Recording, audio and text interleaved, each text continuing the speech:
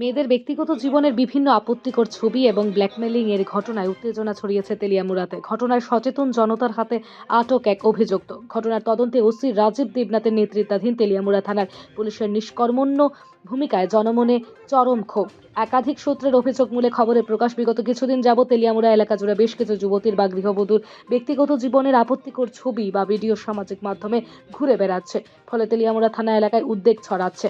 এখানে উল্লেখ করা প্রয়োজন, তেলিয়ামুড়া শহরের প্রাণকেন্দ্র অম্পি চৌমুহনীতে স্টুডিও সুপ্রিম নামের কম্পিউটারের দোকানটি অবস্থিত হওয়াতে ছাত্রছাত্রী থেকে শুরু করে আমজনতা অনেক মানুষই বিভিন্ন ছবি সহ নানা প্রকার কম্পিউটারের কাজের জন্য আসে এই দোকানে।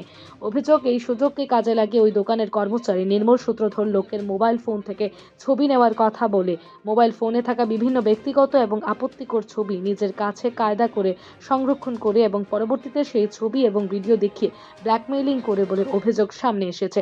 এরই মধ্যে এক পীড়িতার পরিবারের লোক এমনই একটি বিষয় নিয়ে ঘটনা ঘটার 2 থেকে 3 দিন পর সামাজিক মাধ্যমে ছবি ভাইরালের ঘটনা জানতে পেরে তৎক্ষণাৎ তেলিয়ামুড়া থানার দ্বারস্থ হলে তেলিয়ামুড়া থানার পুলিশ দায়সারা মনোভাব নিয়ে ঘটনার তদন্ত শুরু করে। থানায় অভিযোগ করার 4 থেকে 5 দিন গড়িয়ে গেলেও পুলিশ যখন তদন্তে একেবারেই ব্যর্থ প্রমাণিত হচ্ছিল, শেষ পর্যন্ত শনিবার এক প্রকার বাধ্য হয়ে পীড়িতার পরিবারের লোকজন সহ এলাকার একাংশ শুভবুদ্ধি সম্পন্ন সচেতন যুবকরা নিজেদের ব্যক্তিগত উদ্যোগ গ্রহণ করে জানতে পারে আসলে গোটা ঘটনার মূল মাস্টারমাইন্ড স্টুডিও সুপ্রিমের কর্মচারী নির্মল সূত্রধর। যখন তারা এই সূত্রধরে কম্পিউটার এক্সপার্ট নিয়ে ওই দোকানে হানা দেয়, তখন স্টুডিও সুপ্রিমের কর্মচারী নির্মল সূত্রধরের কম্পিউটারে তল্লাশি চালিয়ে এই ধরনের বহু আপত্তিকর ছবি উদ্ধার করতে সফল হয়। তৎক্ষণাৎ এই ঘটনার খবর দেওয়া হয় তেলিয়ামুড়া থানায় এবং পরবর্তীতে উত্তম মধ্যম দিলে সে নিজ মুখে স্বীকার করে গোটা ঘটনার পেছনে সে জড়িত। শেষ পর্যন্ত তেলিয়ামুড়া থানার পুলিশকে খবর দিলে নির্লজ্জের মতো তেলিয়ামুড়া থানার ব্যর্থ পুলিশ ঘটনাস্থল থেকে অভিযুক্ত নির্মল সূত্রধরকে তেলিয়ামুড়া থানায় নিয়ে যায়। এখন প্রশ্ন হলো, এক্ষেত্রে তেলিয়ামুড়া থানার ওসি রাজীব দেবনাথের নেতৃত্বাধীন মাথা ভারী খাকি বাহিনীর ভূমিকা কি?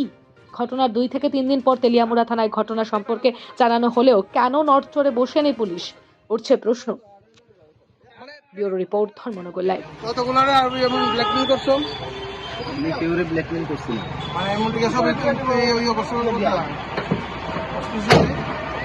ছবি তো এখন যে কইলাম ফোল্ডার কপি যখন করছি এটার মধ্যে কি কাজ করার আমি দেখছি না, যেটা দরকার লাগবে এটা রেখে বাকি ভেতর না দেখলে ওই ডিএম থেকে ছবিটি ভাইরাল হয়েছে গা। তো কম্পিউটার যে রিফাও আছে সেটা ল্যাম রিফাও আছে। এখন পর্যন্ত তেলিয়ামুড়াতে যতগুলো ভাইরাল হইতাছে এগুলা কি সবটি তুমিই করতেছো? না হ্যাঁ, না ওই ঘটনাগুলোর সঙ্গে তোমার কোনো সম্বন্ধ আছে কিনা? না। কি নাম তোমার? নির্মূল সূত্র কোন জায়গায় বাড়ি? এলে মনে করিলাম